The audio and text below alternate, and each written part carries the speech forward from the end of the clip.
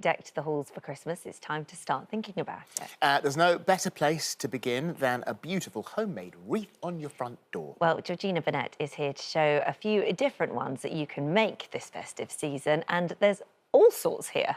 Yes, well, I've tried to make it so that we appeal to all people's tastes. Talking of taste, though, you need a bit of building up after your bug last week, Polly. So how about this sweetie or chocolate wreath here? And I know, Philip, that you have been missing out on doing crafting because we haven't done any for a little while, have we? So you miss it so much. Missed it so much. Like a hole in the head, I'm sure. So what I have for you over there, I've prepped a lot of it. I've done a lot of the hard work for you.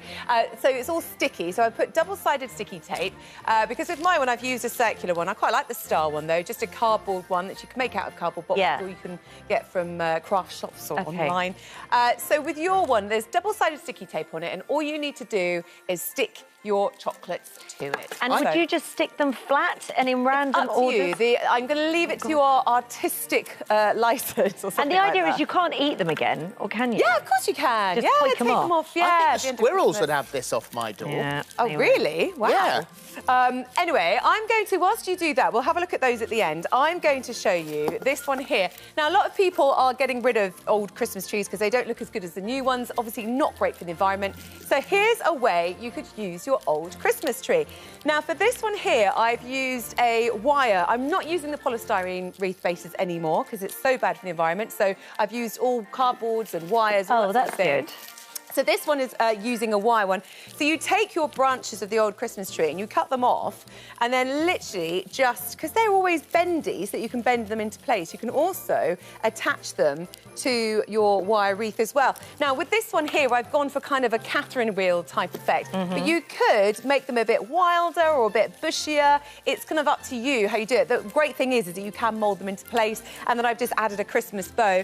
I've got to tell you an idea my daughter, my 6-year-old, came up with, and that's if you want to add some Christmas berries to anything. Yeah. You know the little cheeses, round cheeses that the kiddies love? Genius idea. She's great at this. Every time she has one, she makes something new. And she said, you could make Christmas berries, Mummy, with this. That's a really I know, and idea. There you go. And so you don't have to use the sort of bought ones or anything. I've used some ones that were from other decorations. Yeah. But there you go. You can make your own ones there. Get off my sweets.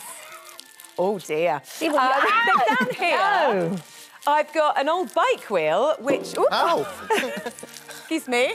I must have a look in the garage. Now, this one here... So my local bike shop, they leave them out by the bins for me because I quite often upcycle them into different things. I've wrapped fairy lights around this one. I've then just added a little joyful message with using cardboard. Is that to go on your door, that one? You can put that on your door. I like the idea, though, of this going in the window or even on the wall. And then I've literally just added some holly and ivy. That's just entwined in with the fairy lights. Oh, wow. I'm impressed. Here's one we made earlier. That didn't take long, did it? Not bad, not bad. Well, when the director says it looks better on the wide shot. That's just rude. Thanks, Barry. Yes, I agree. Now, this one, the whole kind of Scandi Christmas decorations is very in this year. So using this, you get the kind of eco-sustainable type of thing with Hessian, but also the more muted colours with the burlap here. So what I've used is a burlap ribbon, a fairly wide one like this. Again, I've used a wire frame, and all I've done, using a little bit of gardening wire, is attached it to the wire frame, and then you literally just pull it through the different sections. So you do need one like this that has the thin sections that you can pull it through, and then you bunch it up.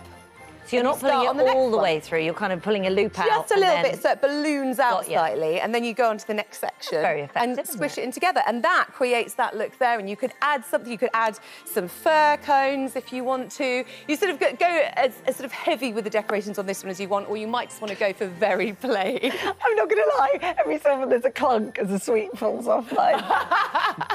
Never mind. Well, we can eat but then you have to eat it, don't you? That's the thing, that's the rule, so... Now, have you heard of the whole preserved flowers thing? No, rather than dried flowers, preserved flowers. They kind of Oh, like the roses that last forever. Yes, exactly. I've seen those. So this is the sort of preserved moss, so you don't have to keep this wet. Now, I've gone for quite a vibrant green, but they do have sort of darker green green ones as well. Again, you can get this from craft shops. You can get this online. I bought mine online. I've used a wire wreath. You two are being really naughty today, aren't you? we're just the sweets are just slowly dropping off our wonderful creations here. Again, I've used the wire one here, and I've actually used a glue gun to stick this to the wire frame, and then I've added some fir cones and some berries there. I love that one because I think it's got a really nice natural look. It looks like it's living, but you don't have to look after it, which also makes life much easier. And I just think it's a really nice, vibrant colour to have on the front door. So again, you can go sort of crazy with that, add bits and pieces, or you could just keep it as the sort of natural look. It depends on your tastes, really. Now, this next one, Philip, I think is probably simple enough for you to do.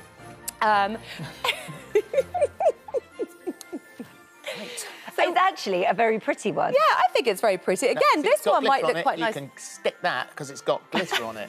Oh, yes, I forgot about that. I can't bear glitter. No, and actually, I'm not adding glitter to anything unless it's, you can get biodegradable glitter these days. But these are actually some old Christmas decorations that I had that I don't really want to hang up anymore. Yeah. So I've made them into a wreath instead. That's a really good idea. So this one, they're just literally glued together. So it's not that easy to get the circular shape. So you sort of have to have some kind of base to kind of help you with that. But actually, it's not stuck to anything. You're literally just sticking each one. Again, I've used a glue gun. I always find a glue gun with anything like this is easier because it dries very quickly. But do be really careful because, you know, it's not something to leave the kids doing. It's very, very hot. I have literally lost fingertips. Oh, my God, I mean, that is actually very effective. Yeah, it's very cute, isn't it? And I think it's quite attractive as well. It's one that's a little bit more simple if you prefer. Nice on a table as well. Like even if you had like one of those on a table and you put a candle in the middle of it, or you're kind of really central. Pretty. That's a good point actually, Holly, because with any of these, you could use them on your Christmas dining table. So you have your centrepiece and it kind of surrounds it, just makes a bit more of a sort of occasion there. Yeah. Or even on your coffee table. I think sometimes the coffee table misses out the decorations and it gives you those really decorations nice idea. at all different levels. And this one is sort of like the sort of candy cane effect that you've got here. This one, I used a wire frame again, but just to fill it out a bit more, I just wrapped some bandaging actually around it just to kind of thicken it. And I've used white ribbon to wrap around it, and then just the little sections of velvet. And I think that velvet at Christmas time is a really nice touch because it is luxurious, very tactile, it feels luxurious, and it just adds quite a lot to it, doesn't it? But with all of these, they are things that you could take stuff from your old Christmas decorations that maybe get a bit tired or you wanted to have a new look, and so you can make them into something else.